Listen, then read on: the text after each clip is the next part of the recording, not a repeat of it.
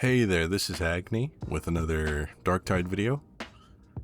This one we'll be going over basically how to min-max your weapons, make them the best they can be, and things to look out for if you're not totally familiar with how you should kind of proceed and go about everything. The very first thing that you'll need is obviously to know what kind of weapon you want. That usually involves having a specific build. Like I have 3 Skitarii builds right here. Each of them kind of goes to different strengths. You'll see one is based off of the arc rifle and the arc maul. This one is the paratransonic blades and the galvanic rifle, and this one is the mechanicus power sword and the galvanic rifle. So you want to know kind of what you're going for, whether that's finding a build video online or a build guide or one of my own builds from Agni's builds, just to kind of have an idea, or maybe just one of your own builds, you know, what you're going for, the things that you kind of want. I've gone over this a little bit in the series where I replay the campaign. If you want to go back to the catalog and look at that, do the first few missions as we kind of unlock things, I kind of go into a little bit of detail, but here this is going to be a bit more of a kind of fuller guide.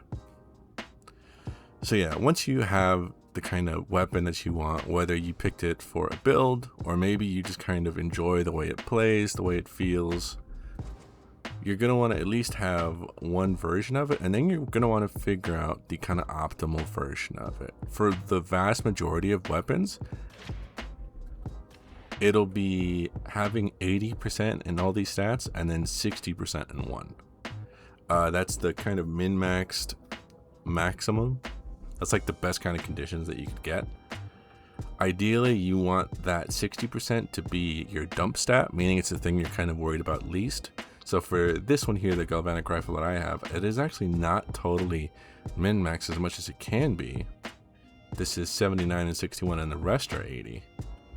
But you can see very obviously my dump stat is mobility, because this build that I'm doing is not one that is about movement. It is not about speed. It is not about dodging a ton. It is mainly about needing that damage, stopping power, ammo count, and that finesse to increase our critical and weak spot power.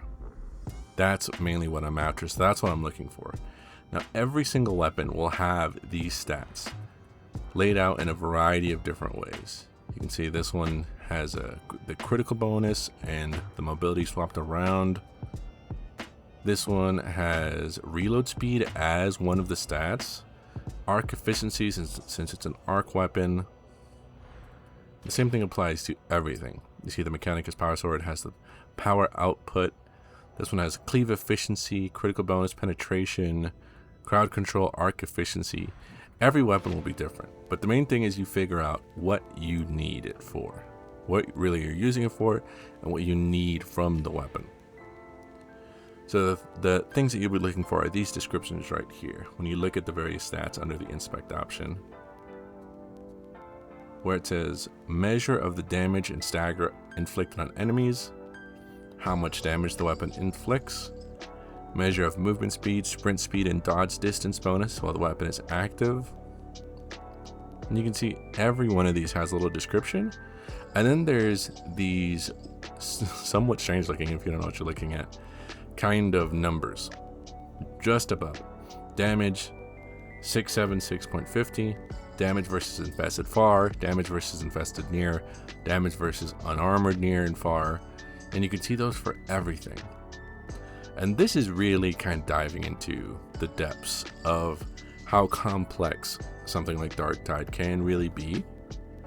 But the way to kind of keep it simple, if you don't want to dive too far in, is to really just look at that basic description right at the bottom, how much damage the weapon inflicts, measure of the damage and stagger inflicted on enemies. That's kind of a good enough guide to really get what you want. But if you really want to deep dive and figure things out, you can look at each of these stats as we go. Like take stopping power, damage versus flak armored near 88.54%. You can see these numbers next to it that are kind of grayed out, 57.60 and 105.20. Those are the lowest and the highest options. So ideally we want like the highest option, as high as you can get, you know. So that's what we're kind of after. Those are like the maximum ranges We want to go as high as we can with whatever we want to kind of maximize. So like I mentioned, for this gun, what I'm using it for is a ranged build, and I want max critical, max damage. So that's why I have mine laid out how I do, along with max ammo, since mobility is the thing I'm worried about least. I have other avenues to protect myself. This isn't a dodge heavy build. This is not something where sprint speed or dodge speed will be a big thing. The only thing that I'm super worried about here is the first two kind of more in-depth ones. Aim down sights, moving recoil, and hip fire moving recoil. But even with that, I have other talents that can kind of offset that in addition to my main ability. So that's why I'm not too worried about that. That is easily my dump stat, and everything else is kind of maximized because that's what I'm really looking for. And as you go, you find the weapon, you find the stats that you're looking for. How do you get that 80, 80, 80, 80, 60? Or whatever the optimal version is, because I know for something like the plasma gun, one of the optimal versions is, I think, actually 80, 80, 80, 70, 70, just because of the way certain stats work out. So yeah, for that kind of information, you could either figure it out yourself, experimentation, trying things out, or look things up. Darktide has a massive community. There's a ton of information out there. You'll easily be able to find what you're looking for. But like I was saying, now that you know what you're looking for, how do you find it? Well, there's a few ways. The number one way, or I guess kind of the easiest way that doesn't require you to do anything other than just play the game, is to just play missions, and you might luck out as one of the rewards that you get at the end of each successful mission is a random weapon. And maybe one of those weapons can be your 80, 80, 80, 80, 60. Just maybe. Maybe you'll luck out like that. But for those of us who aren't too lucky, there's the armory exchange. I will do as you wish. The armory exchange, it's basically just a weapon shop. And you can look through here, you can see all of their stats listed, and you can take a look for anything that we're actually after.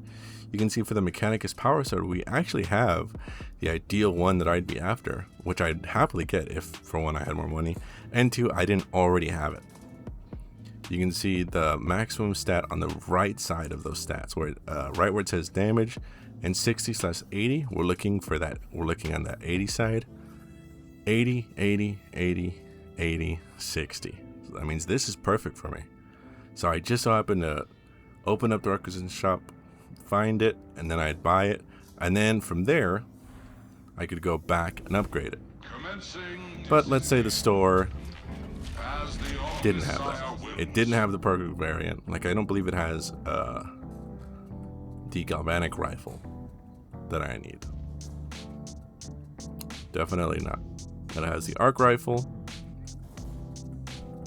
and the phosphor blast pistol, but not the galvanic rifle. So in that case, we'd come to Brunt's Armory, which is the second option. Go over to the secondary weapon, or the ranged weapon, depending on how you want to phrase it.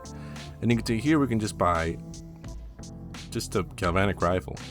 No other information given. And these are actually just kind of common, randomly statted variants that you could just buy again and again and again as long as you have money. I don't have a ton of money because I've actually been min-maxing my weapons myself, so I've been spending a ton of them trying to get the exact variants I want. But I do have enough for one, so let's see if maybe Emperor looking upon us, we can get. We did get an 80, 80, 80, 80, 60, but not the version we wanted. We wanted that 60 on mobility and not finesse. So unfortunately, this is not going to be good. So if we had more money, we'd just keep getting more and more until we found the one that we wanted. And once we did find that version, the first thing would be to clear out our inventory, whether that be sacrificing or discarding them to get currency back, or if we needed it for mastery levels, then we could sacrifice it.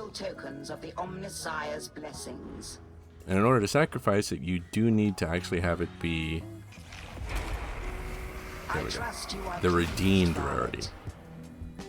And then you could go to sacrifice weapons, the weapon that you wanted to upgrade your mastery for, select it, sacrifice it, and boom, your mastery is upgraded. Very useful option for when you're just kind of grinding away, or an easy way to get a ton of mastery levels if you have a ton of currency, like some of the really big Darktide heads do. But yeah, once you have the version that you want, the version that is min-maxed to just how you want it to be, the next step would be empowering it and consecrating it. So consecrating it is easy enough. You would just go here and do that. I don't have enough currency to consecrate it, but you would just upgrade its rarity. It'll probably take you, depending on your currency levels, a mission or two to get the amount of diamantine that you would need to fully upgrade it, and then you would move to empowering. And empowering just upgrades all the stats that a weapon has up to their maximum. So if you can see here, let me get the mouse. These changes here, this damage stat isn't changing because it's already at 80. But my mobility would increase, my finesse would increase, stopping power would increase, and same thing with my ammo. Look again over here. Everything besides my damage stat is already like needing to be improved. It's just my damage stat that is already maxed. So when I'm empowering that, I'm just increasing these numbers higher and higher to their maximum. And ideally, you would want to get something that is as close to full as you can get it to be. The maximum that you could get would be 500, where these numbers that say 360 and 360, that would say 500, and then your stats would be absolutely maxed to the best that they can be. And that's the kind of best case scenario. That's when you know the weapon is the best that you can make it in terms of just the weapon. You know, this has nothing to do with the rest of your build or how you use it, your own skill. But in terms of the weapon itself, you can definitely rest assured you did it. This is the god weapon. This is the best that you can get this weapon. And then from there, it's all about mastery, perks, and blessings. But I did want to add in another avenue to cycle through weapons is Sire Milk's Requisitorium. I have no wish to share your enviable aroma. Thank you, Milk. Right here, these are the weekly contracts. So yeah, I haven't done any yet. Week just started. But you can go to either limited time acquisitions or mystery acquisitions. Mystery acquisitions is really just a gamble. This is pretty much mainly used for the curios and to see if you can get a max level curio. Like the best statted ones, because that's its own bag of worms. Outside of that, you'll just get a random melee weapon or a random ranged weapon, random stats. You get really no influence over the weapon. The main thing we're looking at is the limited time acquisitions. These will typically be kind of to your level, but since I'm max level, these are also all maxed out at 500. But you see their stats are also completely random. And it doesn't look like a single one of these is actually properly min-max, the best that we can get it.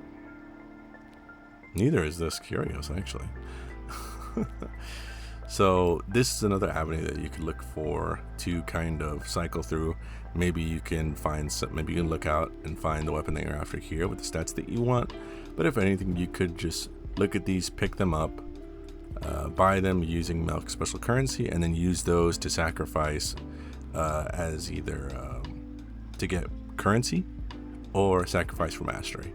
And those are all, getting mastery, getting currency are both incredibly important to upgrading weapons, because that's what everything is kind of based around. Because in order to upgrade this to the max, you also need to be upgrading your mastery.